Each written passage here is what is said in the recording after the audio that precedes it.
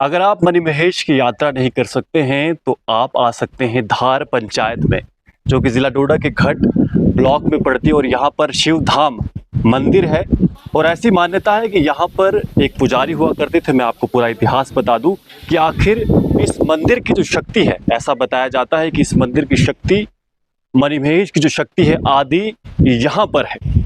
इसके पीछे की पूरी कहानी क्या है मैं आपको पूरा बताता हूँ। बात आज से लगभग 4-5 जनरेशन की है। 1870 की बात अगर स्पेसिफिक करें तो यहाँ पर एक चेले हुए करते थे जिनका नाम था दलील सिंह। दलील सिंह जी जो थे, ऐसा कहा जाता है कि भगवान शंकर द्वारा उन्हें एक आदेश दिया गया कि आप मणिमहेश आइए। तो जब वो मणिमहेश आते हैं तो वहां पर 7 दिन और 7 रात वो उस डल के अंदर बिताते हैं। डल के अंदर, बिल्कुल अंदर। आप सोचिए कि कितना मुश्किल कार्य है। अगर आप 2 मिनट भी पानी के अंदर रहेंगे तो आपकी सांस फूलने लगेगी और आप अपनी जान से हाथ धो बैठेंगे।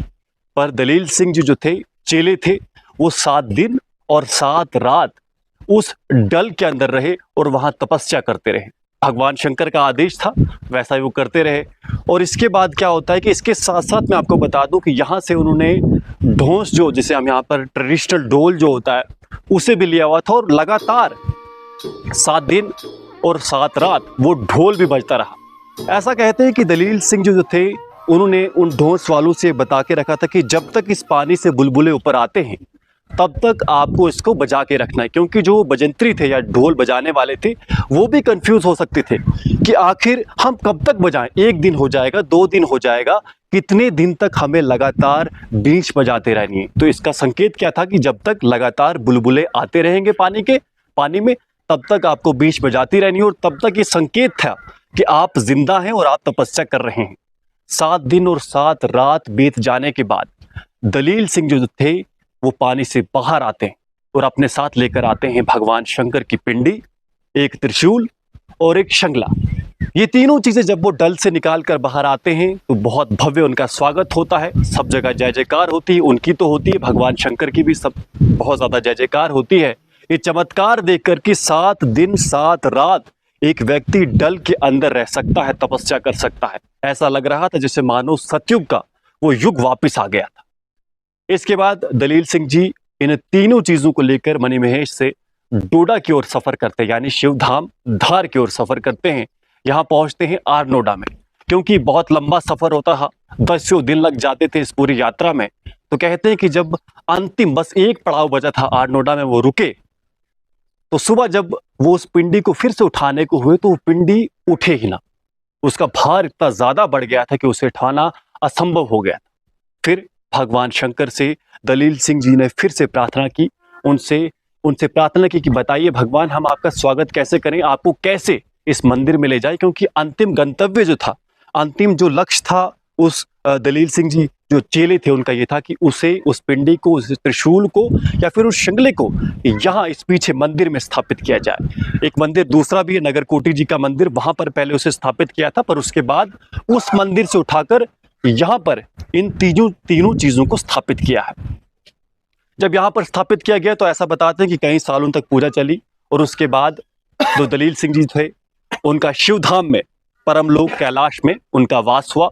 और उसके बाद किसी कारणवश ये मंदिर 80 साल बंद रहा। फिर स्थानीय लोगों को शंकर भगवान की प्रकोप सहना पड़ा। वो किसी न किसी बहाने से कुछ ना कुछ उनके साथ अनहोनी होने लगी। और फिर यहाँ के निवासियों ने एक साथ मिलकर ये फैसला लिया कि कहीं ना कहीं हमें इस मंदिर को खोलना होगा। यहाँ अन्य भी जो चेले थे, उन्होंने निर्णय लिया कि इस मंदिर को खोला जाए, क्योंकि ये मंदिर साधारण नहीं है। यहाँ पर मणिमहेश से शक्ति लाई गई। इस मंदिर को 80 साल बाद खोला जाता है, इसका जीवनोद्धार किया जाता है।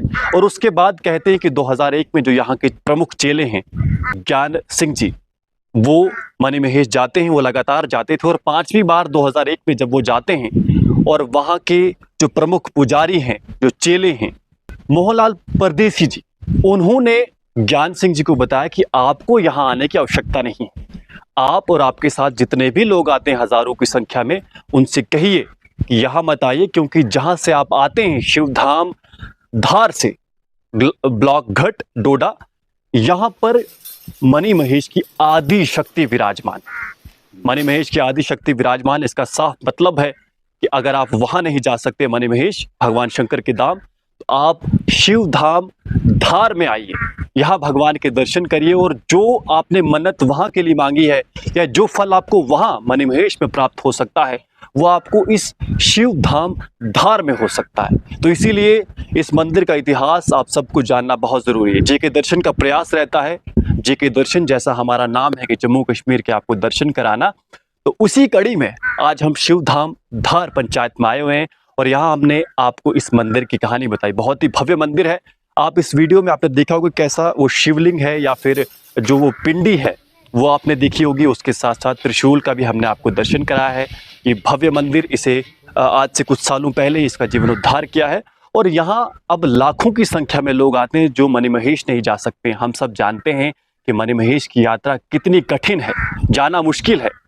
जो धार पंचायत है ये रोड से बिल्कुल 2 मिनट की दूरी पर, 2 मिनट भी नहीं 1 मिनट लगता है, आप यहाँ पर आ सकते हैं और भगवान शंकर की शक्ति का आशीर्वाद ले सकते हैं। फिलहाल जुड़ रहिए जेके दर्शन के साथ और आपके इस पूरी जो ये कथा है या जो पूरी मान्यता है या जो यहाँ के लोगों का जैसा मानना है, इस पर क्या कहना है इसे कमेंट बॉक्स में जरूर लिखिएगा। धन्यवाद।